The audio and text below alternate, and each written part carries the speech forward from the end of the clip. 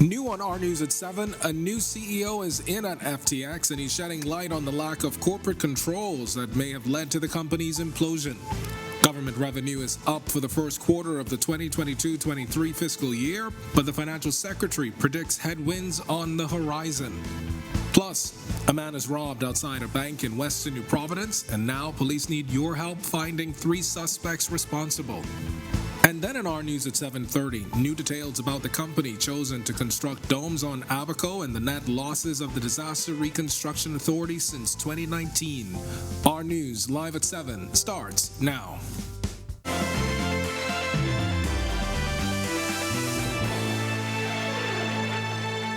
Welcome to our news live at 7. Thanks for joining us tonight. I'm Kendino Knowles. We begin with the latest on the FTX saga. Bahamian provisional liquidators of the failed crypto exchange, FTX, want New York's Southern District Federal Bankruptcy Court to recognize them as the Bahamian liquidators of FTX as a foreign main proceeding under American federal bankruptcy laws. The Tribune reporting today that the U.S. court filing by the local court-appointed liquidator Brian Sims KC has yet to get control of all FTX assets. That's amid signs of serious fraud and mismanagement and leading to the group's collapse. In a November 15th affidavit, Sims is saying provisional liquidators cannot determine FTX's financial position because they lack access to the necessary documents and other information.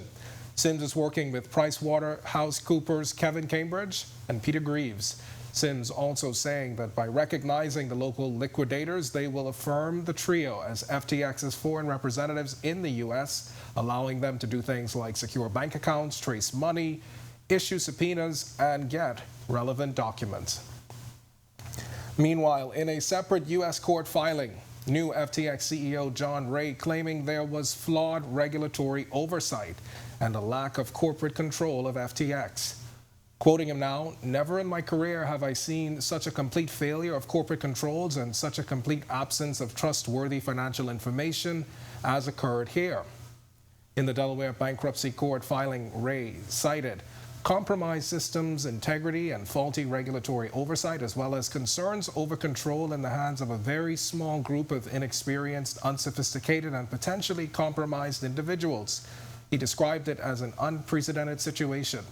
Ray is also alleging that Bankman-Fried made erratic and misleading public statements, citing an exchange with a reporter on Twitter.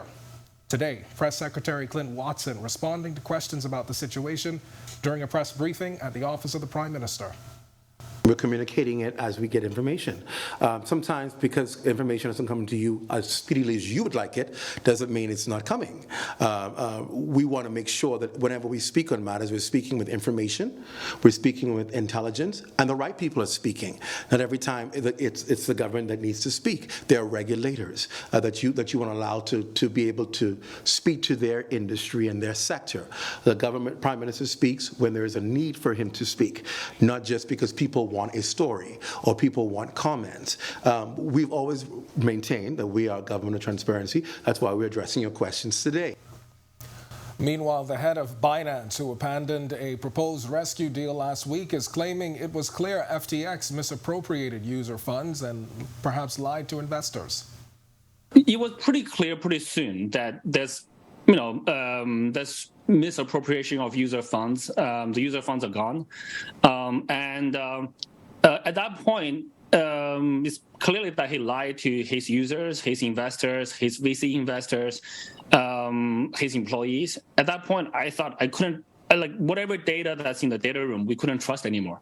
So it was quite hard for us to do that due diligence. So we didn't go very far. I think it will be very, very clear that Sam knows that he was using the user funds to do trading for Alameda, and he has been probably doing this for quite a while that nobody else knew until very recently. Well, a small number of people in FTX probably knew, but most of the other normal employees probably did not know. I think that's probably the most likely situation.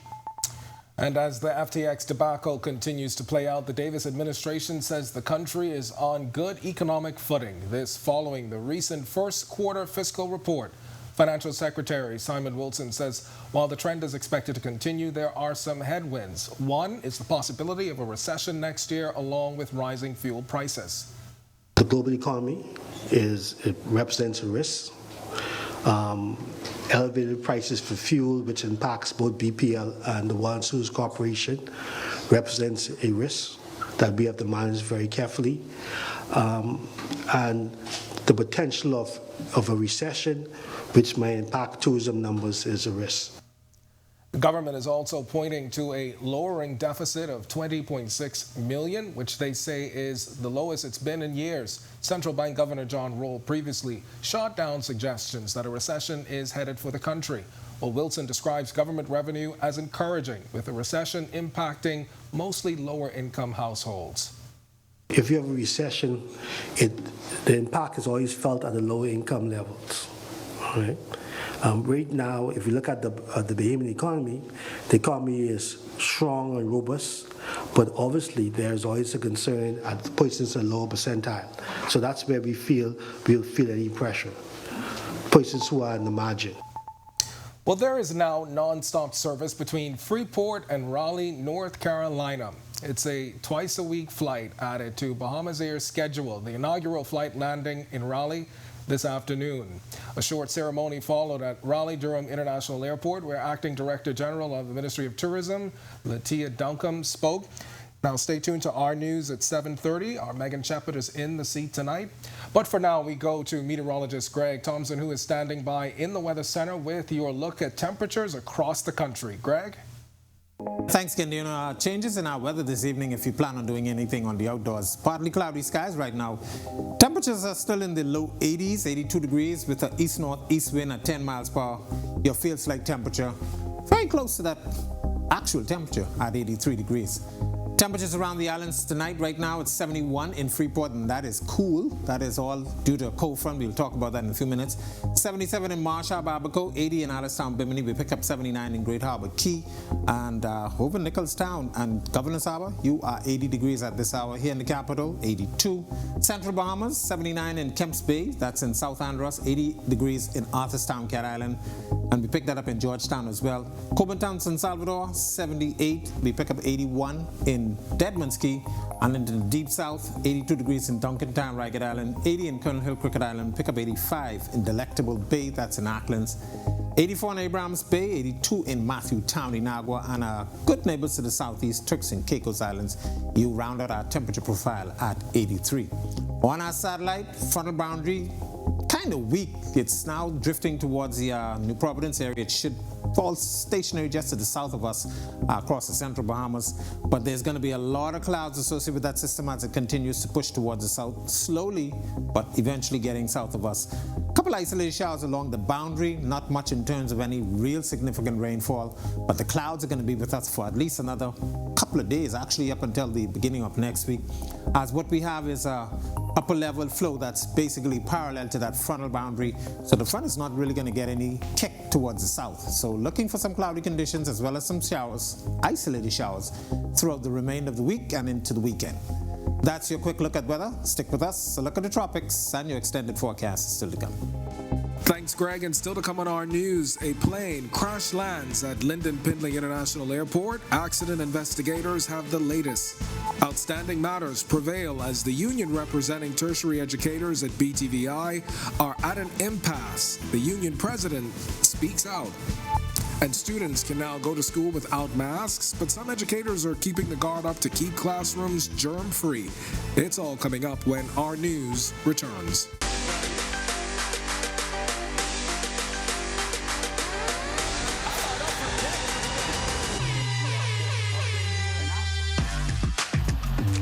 Got size at 6'5".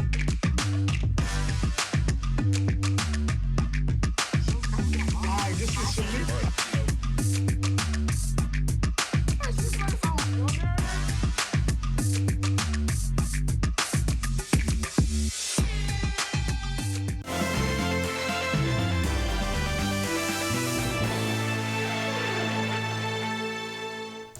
Landing gear issues forcing a crash landing at Lyndon Pindling International Airport this afternoon. According to the Air Accident Investigation Authority, an Embraer E-110 aircraft en route from Haiti with 20 people on board landed with a collapsed nose gear. There are no reported injuries and investigations are ongoing. Police charging a security guard with what they say, or that they say he used a cell phone to record up the skirt of a woman at a Subway restaurant. Cron Wallace was on the job when he allegedly indecently assaulted the woman on November 15th. The 21-year-old Gibbs Corner resident was still wearing his uniform when he appeared in court. Wallace pleaded not guilty at his arraignment before Magistrate Supersola Swain. He was remanded to prison overnight and returns to court on Friday for a bail hearing. Police say they need your help finding 3 men responsible for a Brazen Broad daylight robbery. Reports say that shortly after 10 a.m. on Wednesday, a lone gunman approached a man as he was about to make a bank deposit. Police say the victim was robbed of the deposit bag, which contained an undetermined amount of cash, and the suspect escaped in a small white car that was carrying 2 other men. If you can help police with information, you can call them at 328-TIPS. Stalled union talks between the Union of Tertiary Educators of the Bahamas, UTAB, and the Bahamas Technical and Vocational Institute, BTVI. Megan Shepard gets us caught up. BTVI presented their first draft of a financial proposal, which was laughable. Thompson notes that BTVI has not been represented by a union in the past, and so writing this first industrial agreement was historic for the institution. We were able to identify that even before negotiations is how disadvantaged faculty are when compared with those at the other tertiary institution, University of the Bahamas, in terms of career path, in terms of salary structures, in terms of how they relate to in their tenure, their terms of employment. It was totally out of whack.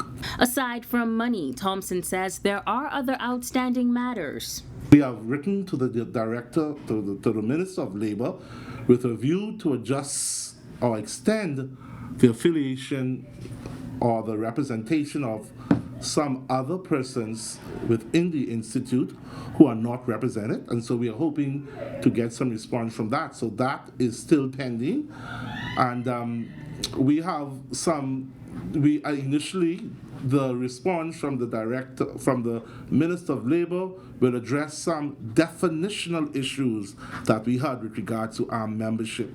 He adds that he is hoping for more fruitful negotiations going forward, and he is confident that the industrial agreement will be completed before the Christmas holiday. Now, UTAB, which has an overall membership of 190 faculty members, also represents faculty at the University of the Bahamas. Reporting for Our News, I'm Megan Shepard. Principal at St. Michael's Preschool, Patricia Pinder, says she's overjoyed that the mask mandate is lifted for schools. Her comments come a day after the Health Ministry announced that the mask mandate for school is gone. We have 2-year-olds, and it's very difficult for 2-year-olds, even us as adults, to wear a mask all day. When we were leaving yesterday, I didn't know about the mandate, and so I said to everybody, get these children's masks on, But we were happy to learn later in the evening that it has been lifted, and so I'm sure we're breathing a sigh of relief. But for the most part, when they come to the door to be signed in for the morning, if they don't have a mask, we'd say to them, go and get your mask. So we didn't have to do that this morning. While masks may now be a thing of the past at schools, the educator says teachers and administrators are not letting their guards down this flu season. Now, we've said to children who are still coughing, because some of them still have a cough, when you cough in your elbow, or if you have a mask, put your mask on. The new long-awaited and long-overdue Andre Rogers Baseball Stadium is almost ready and set to open. That's according to Secretary General of the Bahamas Baseball Association, Theodore Sweeting, saying as much during today's weekly press briefing at the Office of the Prime Minister. It's a new stadium, but it's awesome. We're inviting you all down. Very soon we'll have a big press conference at the stadium so you can see everything prior to going into the actual event. Sweeting was speaking about the Caribbean Baseball Cup, which is scheduled to be held at the new baseball stadium next month. Just in August, Public Works Minister Alfred Sears said an additional $32 million was needed to complete the stadium. When our news comes back from the break, we turn our spotlight to stories making headlines across the world as Haiti's cholera outbreak spreads with more than 700 confirmed cases. Plus, the Chinese ambassador encourages Bahamians to dig into backyard farming. And how you can build or improve your home to make it sustainably sound. Stay with us.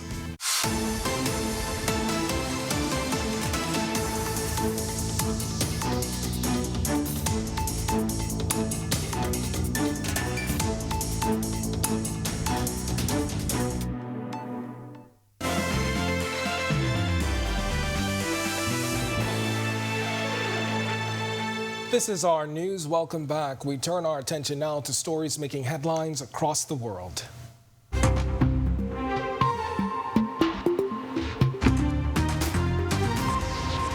U.S. Republicans securing 218 seats needed to take the majority in Congress. 1 week after the midterms, the party is holding a razor-thin majority in the House of Representatives and enough to stall President Joe Biden's agenda for the next 2 years. Republican leader in the House, Kevin McCarthy, celebrating the result, but Democrats will retain control of the upper chamber, the Senate. The new Congress convenes in January, while Republicans are projected to win between 218 and 223 out of the 435 House seats. Votes for several cliffhanger states mean a final result could still be weeks away. Britain's Finance Minister Jeremy Hunt announcing a string of tax increases and tighter public spending in a budget planned Thursday that he said is needed following the blow dealt to the country's reputation from former Prime Minister Liz Truss. While outlining a £55 billion tax increase to fix the finances, Hunt said the economy was already in recession and is set to shrink next year. Britain's watchdog said rising prices would further erode people's wages and reduce living standards, but Hunt said he could not avoid painful fiscal medicine. What they can do, I mean, the country's in so much debt, we could get pay rises for everything, but what's going to happen in years to come? They do the right thing, I believe, by doing less spendings and do a bit more on the taxes. I know a lot of people are not going to welcome that, but that's the only way to recover, I think. Simple as that, and try and give some relief to the NHS and put back in the welfare state what they spent 20 years taking away from the welfare state. The Dominican Republic is deporting Haitians and creating a police unit focused on foreigners, helping to fuel tensions between the two Caribbean nations. Dominican President Luis Abinader issuing a decree last week calling for stepped-up migration protocols enforcement. Critics in Haiti calling those plans a direct contradiction to the UN call for countries not to return citizens to Haiti due to gang violence. The Dominican Republic's foreign ministry is not responding to emails calling for comment. Meanwhile, Haiti's cholera outbreak is worsening with confirmed cases topping 700. Confirmed deaths also hitting 161, with PAHO investigating another 7,000 suspected cases. PAHO head Carissa Etienne says 500,000 people were at risk of contracting cholera. The UN is appealing for nearly $150 million in aid to help stop the spread. The outbreak started in October with 2 cases in Port-au-Prince. Prior to that, there hadn't been any cases for more than 3 years. Today we launched a flash appeal together with the government of Haiti and together with our partners, and it is a flash appeal of about $145 million to support the country's emergency response to the cholera outbreak, but also to provide life-saving assistance to 1.4 million people living in the most affected areas. So this is what we call a cholera plus flash appeal, meaning cholera, but also responding to the other humanitarian difficulties such as the food insecurity. The police commissioner in the Turks and Caicos, Trevor Botting, announcing an arrest of a person of interest for a series of shootings in that island. The arrest taking place during a series of exercises by the Turks police force in the dockyard and the Bight areas of Providenciales. 6 people were arrested for crime and immigration matters during the operation. And back here at home, the Chinese government looking to collaborate on more environmental projects in the Bahamas. The announcement coming this week at the Grand Bahama Chamber of Commerce luncheon. In 2021, the People's Republic of China donated 15 greenhouses to our Ministry of Agriculture. And now the ambassador says early next year they'll be moving into helping more people become more self-sustained with backyard farming kits. We will be doing a major agricultural technical assistance project from our Hunan province, one of our provinces. So we want to demonstrate to the Bahamian agricultural farmers and agro businesses, how to run a viable business with the greenhouse cultivation of vegetables and fruits. And we are also working with UNDP and FAO on backyard farming initiatives to distribute backyard farming kits. Owning your own home is part of the Bahamian dream, and whether you achieve it through purchasing or building, have you thought about how your home may impact the environment? Here's Christina Dragovich with your Sustainability First report. Bahamas First, putting sustainability first for our people and our environment. What's first for you and the planet comes first for us. Your home may go up brick by brick, but no matter how high you build, what's on the ground is just as important. Bahamas First Group Operations and Special Projects Manager Deborah McKinney says new homeowners have a lot to keep in mind when looking to build sustainably. Do your research. If you're constructing a new home, find ways that you can use eco-friendly materials. Flipping the switch to sustainability can also include looking at alternative energy solutions to not only cut costs, but also consumption. We have very popular now, the use of solar. There is the use of our natural resources. Sit with your architect and see how best you can use the natural resources in building your home. From the inside of your home to the outside, a review of your landscaping can also be a step towards sustainability. Do not cut down the trees. Use the trees that are there. Be purposeful in landscaping using our native fauna and fauna. Flora and fauna. Using native fauna and flora. Reporting for Our News, I'm Christina Dragovich. Still to come in Our News, today in history, find out interesting facts about the day that was November 17th as the Terminator became California's governor in 2003. Plus, Greg is back with your extended weather forecast. That and more on the other side of this break.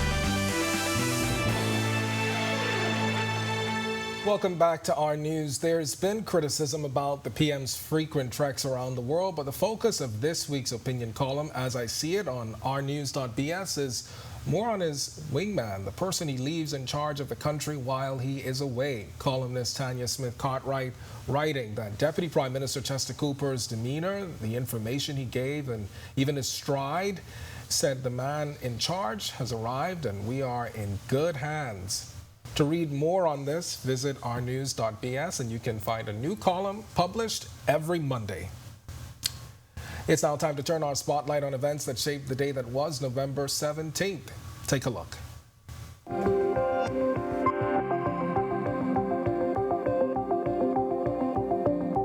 On this day in 1558, Queen Mary I, the monarch of England and Ireland since 1553, died and was succeeded by her 25-year-old half-sister Elizabeth Tudor, who came to the English throne as Elizabeth I. The two half-sisters, both daughters of King Henry VII, had a stormy relationship during Mary's 5-year term. Mary, who was brought up as Catholic, enacted pro-Catholic legislation and made efforts to restore the Pope to supremacy in England. A Protestant rebellion ensued, and Queen Mary imprisoned her sister on suspicion of complicity.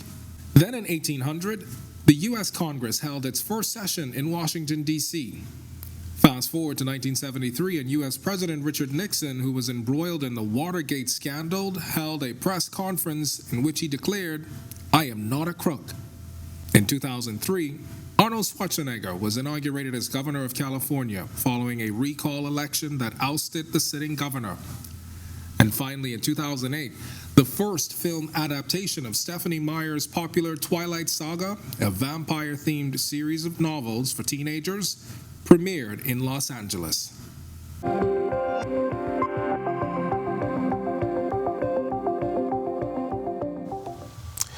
All right, well, that does it for us in News at 7. Joining us now is our Megan Shepard in for Italia Hall with the latest headlines. Megan? Thanks, Candy. They mentioned Twilight in there. Have you ever seen any of those movies? I knew you were going to ask me this. I didn't. I wasn't a Twilight fan. Oh, I mean, all my friends were, and some of my family, they were big fans, but I didn't really get into that series. Do you know what? I thought I would have a shocking confession, but I've never seen those either. So that's two of us. Put it on our to-do list. I don't feel so bad anymore then. Thanks. And coming up in just a moment, our news at 7:30. New on our news at 7:30. An audit into the Disaster Reconstruction Authority reveals net losses are in the millions, and the company paid to do work pulled out before completing a quarter of the six-figure contract. Plus, a Bain and Grantstown church sees a rise in families needing food support during these challenging times. Our Jamila Mizik has the story straight ahead. The Our News team is in Raleigh, North Carolina for Bahamas Air's inaugural flight to Freeport. We have all of the details from the trip coming up. Plus, how a $250 million resort on Long Island will be unique. The resort's investor speaks up.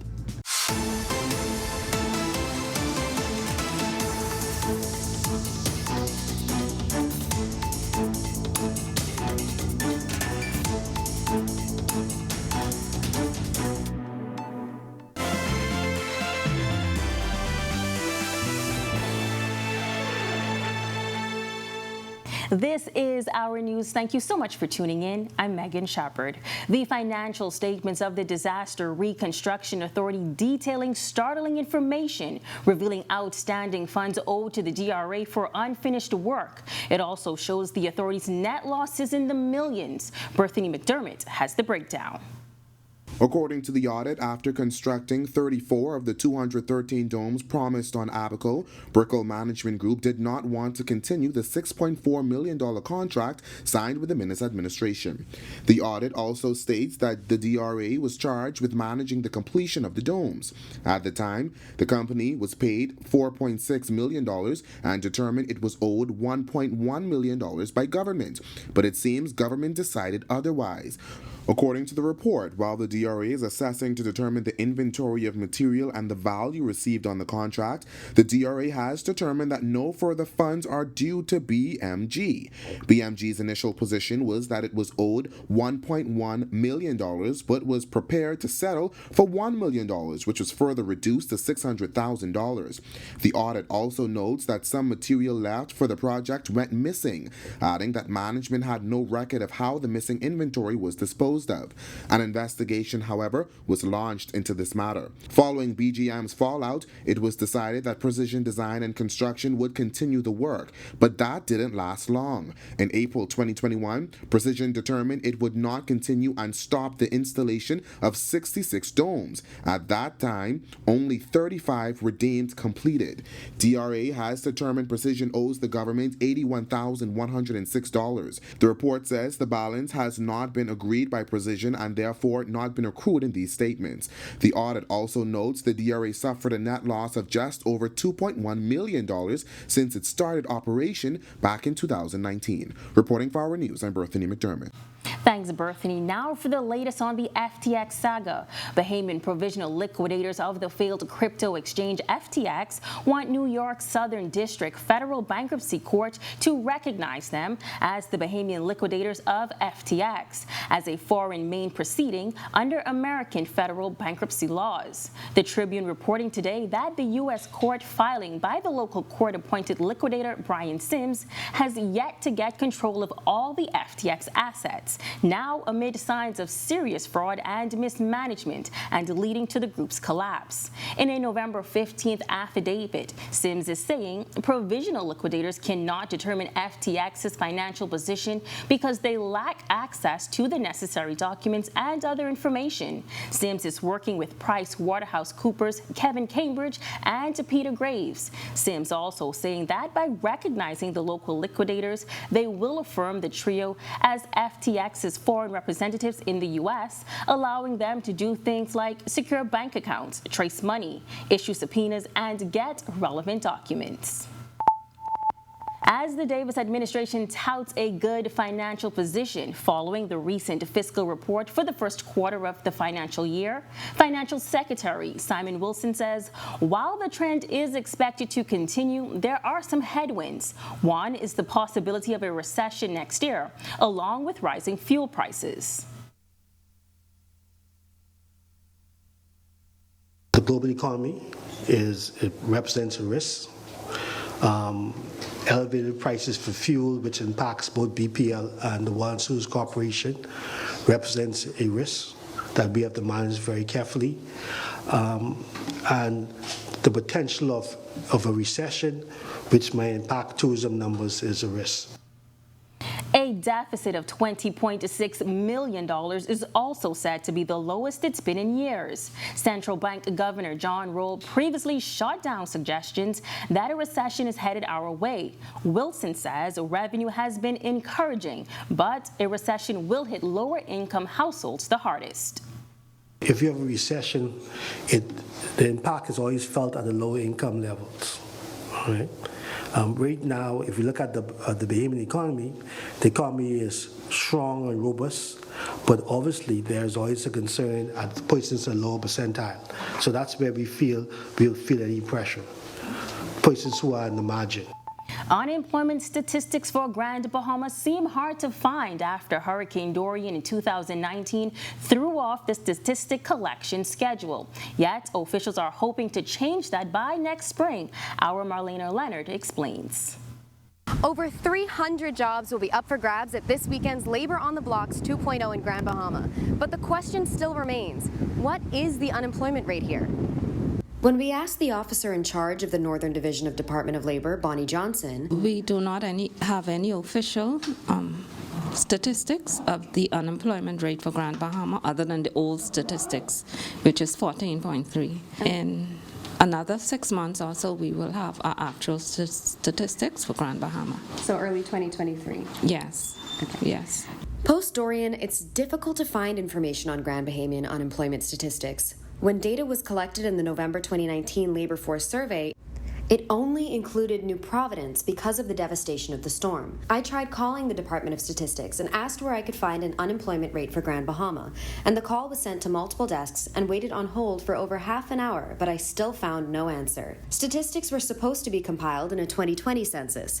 It was postponed to 2021 and didn't end up happening until the 2022 census took place digitally between April and June of this year. While they're still awaiting statistics, they should arrive by February. By next year, I want to see it below 10%. And I'm saying that because I believe there's going to be so much that's happening with the Carnival Cruise Port redevelopment, with the redevelopment of Grand Lucayan, with the airport redevelopment, and with a lot of the touristic product development, which are really entrepreneurial opportunities that will spur more job opportunities. Reporting for Our News, I'm Marlena Leonard.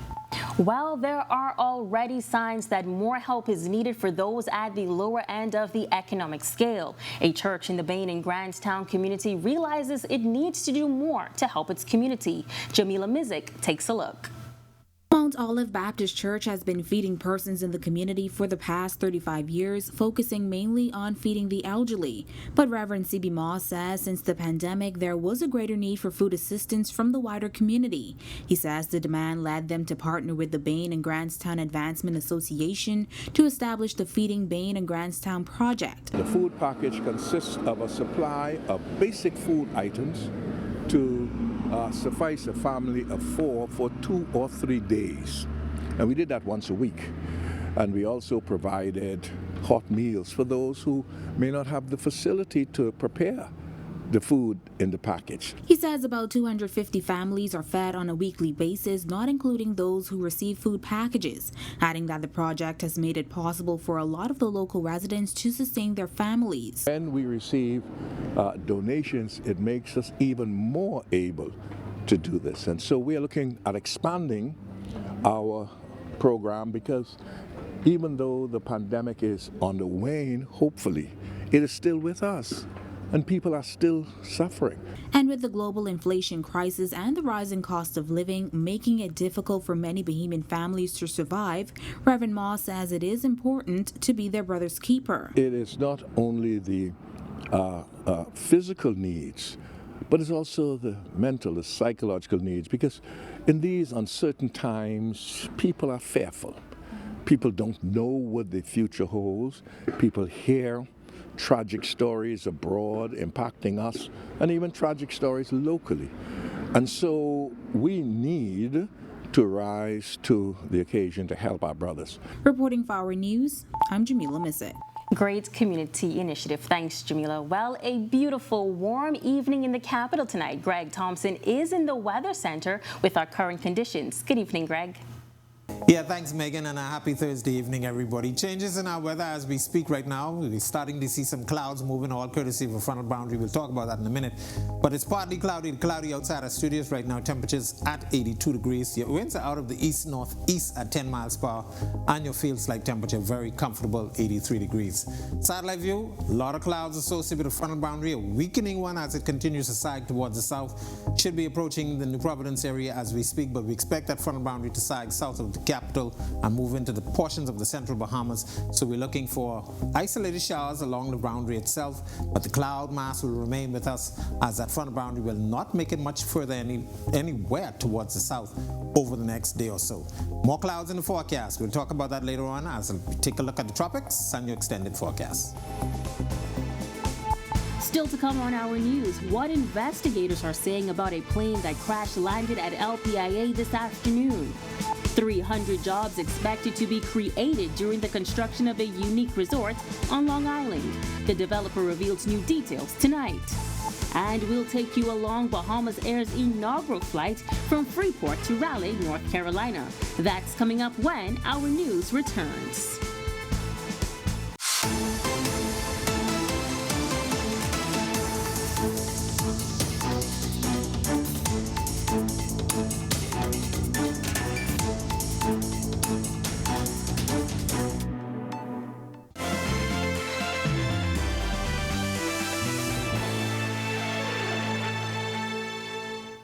Landing gear issues forcing a crash landing at the Lyndon Pinling International Airport this afternoon. According to the Air Accident Investigation Authority, an Embraer E-110 aircraft en route from Haiti with 20 people on board landed with collapsed nose gear. There are no reported injuries and investigations are ongoing. Police are looking for a suspect or suspects responsible for stealing lumber supplies from a business in Andros. Police say on Monday the business's project manager was making routine checks on the property when he realized $6,000 worth of supplies were missing. Police are asking members who may have any information on this incident to call them at 911-919 at the Nicholstown Police Station at 329-2003 or Crime Stoppers at 328-TIPS. A top executive at a company that is set to build a $250 million development in Long Island, revealing details of the project. Last month, the Davis administration signed a heads of agreement with Azul Destinations and Calypso Cove Destinations for the development of an upscale resort and cruise port for South Long Island. The multi-million-dollar project includes a 200-bed hotel, mega yacht marine facilities, interior pools, casinos, and 18-hole golf course, cruise port, and pier. Executive Chairman of Azul Destinations, Sharif Faisal, while addressing Long Island Business Outlook participants, saying it won't happen all at once. We're starting it out with phase one down here. There's a salt pond right here at the corner. If you look at Google Maps, our signature is our lagoon, crystal clear lagoon. Again, I'm here, I've walked the property, and it was very beautiful. Again, we're not doing anything until Mr. Bishops and everyone with environmental approves everything. But the intent is not to make it a water park like some of the other locations. We really want to make it as a retreat, bohemian, to fit the locals. 300 jobs are expected for the 2-year construction phase, with permanent local employment once it opens. We're going to be able to give locals the opportunity to become entrepreneurs and come on the site and do their own crafts, their own businesses as well. Our goal, unlike the private islands that they do their own excursions, no, we're going to partner up with a Bahamian company. It's now time for tonight's Financial Market Minute, brought to you by RF, your local investment bank.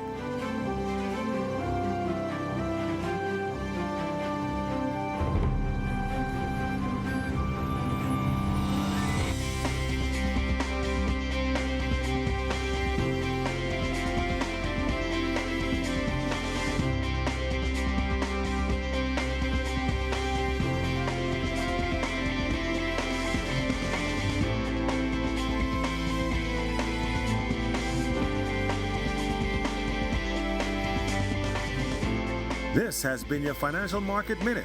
To explore the best performing mutual funds in the Bahamas, visit our website at www.rfgroup.com.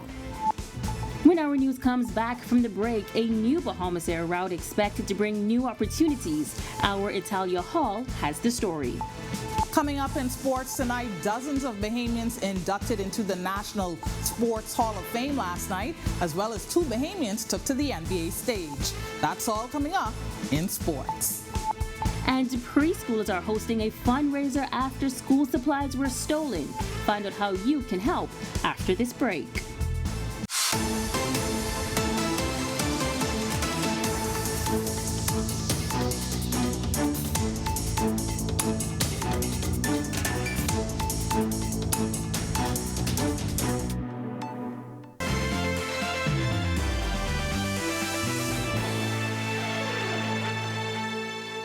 This is Our News. Welcome back. Bahamas Air making its inaugural trip from Freeport, Grand Bahama to Raleigh, North Carolina this afternoon. Officials hoping that the move will bring more economic activity to that northern island. Our Italia Hall was a part of that inaugural flight today and had this report. The flight made its arrival in Raleigh, North Carolina at 1:38 p.m. Passengers applauding the Bahamas Air pilots for a smooth landing. Once in the Raleigh-Durham International Airport, a short ceremony was held.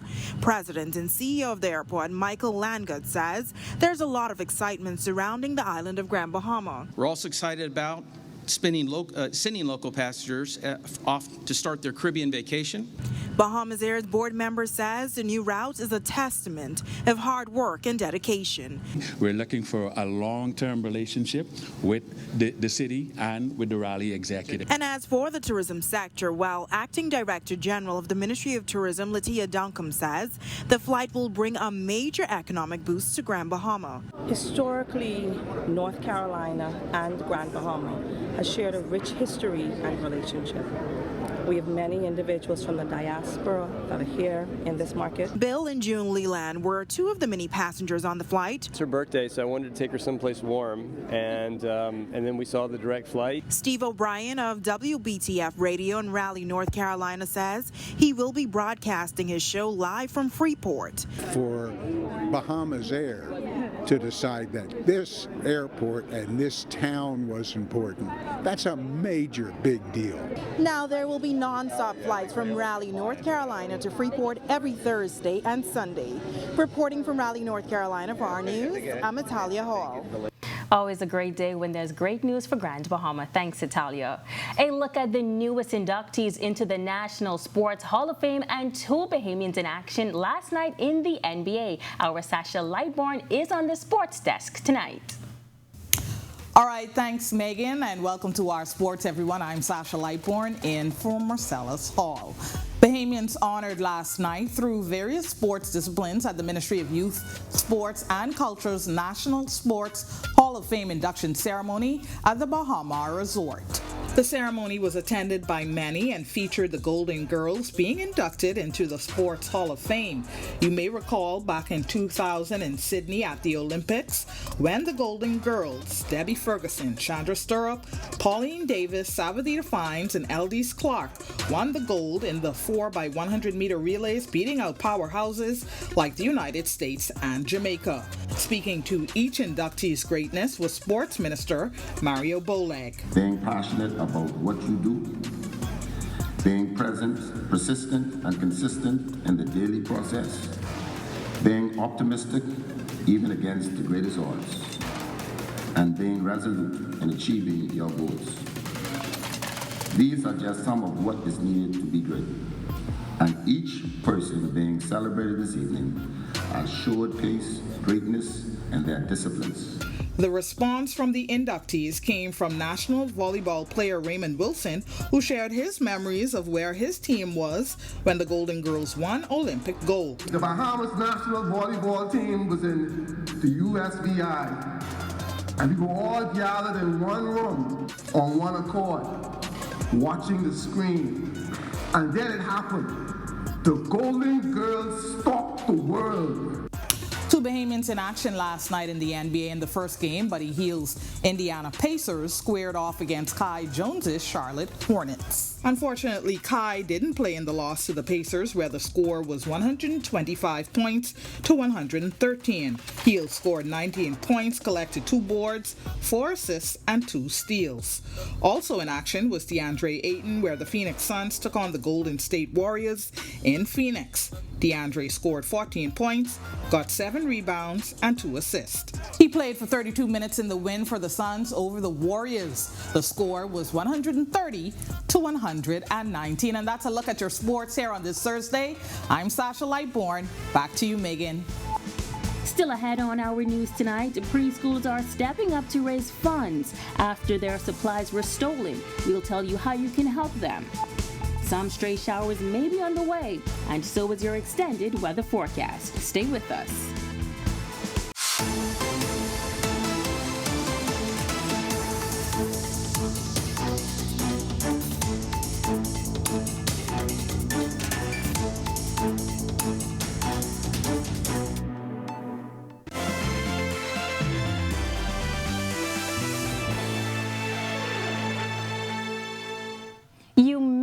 To keep your umbrella close over the next few days. Greg is back in the Weather Center with your extended weather outlook. Thanks again, Megan, and welcome back, everybody, for our final check on weather. We have a frontal boundary that's pushing towards the south. It's moving through the capital as we speak. Should get into the central Bahamas later tonight and basically park itself. A lot of moisture associated with the frontal boundary hanging across us and will continue to remain with us throughout the rest of the week and into the weekend. That frontal boundary is actually basically going to keep us cloudy for the next couple of days and maybe some isolated showers in the forecast through then. We do expect another front or a low pressure system to develop along this frontal boundary in the Gulf of Mexico. That will in turn move northeastwards across Florida and drag another front across us. So Monday looks like we're going to see some more showers in the forecast before the front actually gets out here. High pressure will build behind that for the beginning of next week. So we're looking at some cooler temperatures and some breezy conditions throughout the remainder of next week. Taking a look at our future forecasts, as I mentioned, that frontal boundary hanging out across the northwest Bahamas, showers and isolated thunderstorms associated with it. The front, as I said, will not move very far south of us, so we'll keep the forecast, showers and thunderstorms in it, cloudy conditions remaining, and as I said, another frontal boundary expected to take shape across the Gulf of Mexico, and that will drag more moisture across us by the beginning of next week.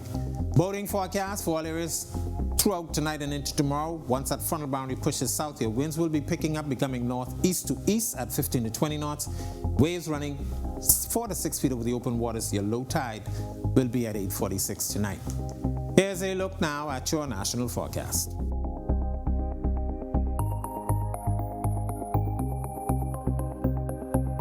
In your extended forecast, that moisture plume will continue to be with us, as I mentioned, for the next couple of days. Another mid to upper level pulse will move across us. So we're looking at more showers on Monday. So afternoon thunderstorms possible, but by next week, we expect conditions to be improving. That's a look at our weather. Make it a safe night and stay safe, everybody. Well, finally in news tonight, a preschool is trying to recoup losses with a very special fundraiser. They are trying to replace stolen school supplies. You heard right. Principal at St. Michael's Preschool, Patricia Pinder, is leading the fundraiser and a Thanksgiving celebration. The proceeds will help replace electronics, school supplies, and other items stolen in a robbery. The celebration will also help to commemorate the school's 40th anniversary. We had a robbery in July of this year, and everything we had electronically was taken from us. We are looking forward to having a grand time to celebrate St. Michael's 40th birthday. And if you want to help, the event is scheduled for 7 p.m. tomorrow at the University of the Bahamas' Performing Arts Center. The celebration will also feature performances from current and former students. And we thank you so much for joining us for Our News. On behalf of the entire team, I'm Megan Shepard. We'll see you right back here tomorrow night.